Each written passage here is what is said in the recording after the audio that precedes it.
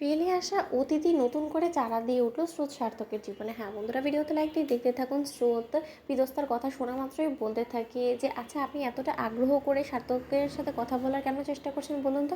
মানে আপনারা কি একে অপরকে আগে ভাগে চিনেন? ঠিক সেই সময় বিদস্তা বলতে থাকে যে হ্যাঁ, আমি সার্থককে খুব ভালো করেই জানি এবং ওকে খুব কাছ থেকে আমি দেখেওছি এবং পরখও করেছি।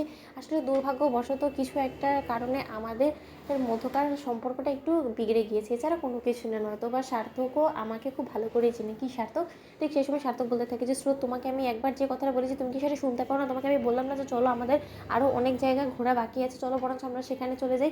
শুধু শুধু এখানে দাঁড়িয়ে এই মেয়েটার সাথে কথা বলে টাইম লস করে কী লাভ? ঠিক সেই সময় পিতস্তা বলতে থাকে যে সার্থক, তুমি আমার উত্তরটা যে দিলে না কথার, যে তুমি কেমন আছো, অনেক বছর বাদে তোমার সাথে দেখা হলো। ঠিক সেই সময় স্রোত বলতে থাকে যে সার্থক স্যারকে দেখে আপনার কী মনে হচ্ছে বলুন তো? সার্থক স্যার যথেষ্ট পরিমাণে সুখে আছে এবং সে খুব ভালো আছে। ঠিক সেই সময় পিতস্তা বলতে থাকে যে প্রশ্নটা কিন্তু আমি স্রোত তোমাকে করিনি, প্রশ্নটা আমি করেছি সার্থককে, চাই আমি সার্থকের মুখ থেকে এই উত্তরটা জানতে চাই। ঠিক সেই সময় সার্থক স্রোতকে জাপটে ধরে বলতে থাকে যে পিতস্তা, মিট মাই ওয়াইফ স্রোতস্বিনী।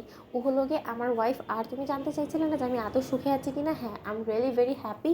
আর আমি ওকে বিয়ে করে যথেষ্ট পরিমাণে নিজেকে সৌভাগ্যবান বলে মনে করি যে আমি ওর মতন একটা জীবনসঙ্গীকে আবার জীবনে পেয়েছি, যে কিনা আমার জীবনে আসার পর আমার সুখের কোনো কমতি হয়নি। ঠিক সেই সময় পিতস্তা হাসতে থাকে এবং বলতে থাকে যে এই সুখের জোয়ারটা যে তোমার জীবনে এসেছে, সেটা কি শুধুমাত্র আমাকে দেখানোর জন্য, নাকি আমাকে মিথ্যে বুঝ দেওয়ার জন্য বলো তো? নাকি তুমি তোমার নিজের মনকে মিথ্যে সান্ত্বনা দিচ্ছ? কারণ তোমার চোখ মুখের সাথে তো তোমার কথাই মিলছে না। ঠিক সেই সময় স্রোত বলতে থাকে যে কেন আপনার হঠাৎ করে এটা কেন সন্দেহ হচ্ছে যে না সার্থক সুখে নেই? ঠিক সেই সময় স্রোত সার্থককে বলতে থাকে যে আচ্ছা সার্থক, উনি কে বলো তো? তোমরা যে পূর্ব পরিচিত সেটা তো আমার কাছে স্পষ্ট।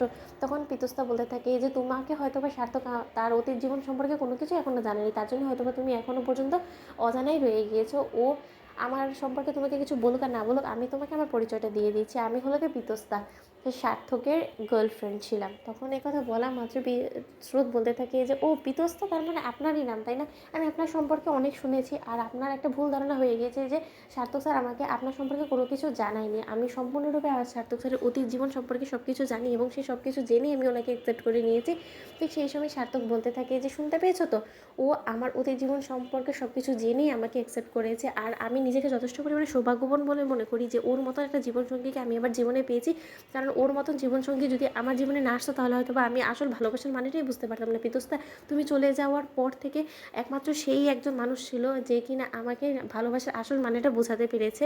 আর আমি সত্যিকার অর্থে স্রোতের প্রতি যথেষ্ট পরিমাণে গ্রেটফুল। স্রোত যদি আমার জীবনে না আসতো, আমার জীবনে যে কী বেহাল দশা হতো সেটা আর আমি বলে বোঝাতে পারছি না। আমি যথেষ্ট পরিমাণে সুখে আছি। কিন্তু তোমার কী খবর বলো তো? তো বন্ধুরা, ভিডিওটি ভালো লাগলে লাইক এবং শেয়ার করে সাবস্ক্রাইব করতে ভুলো না।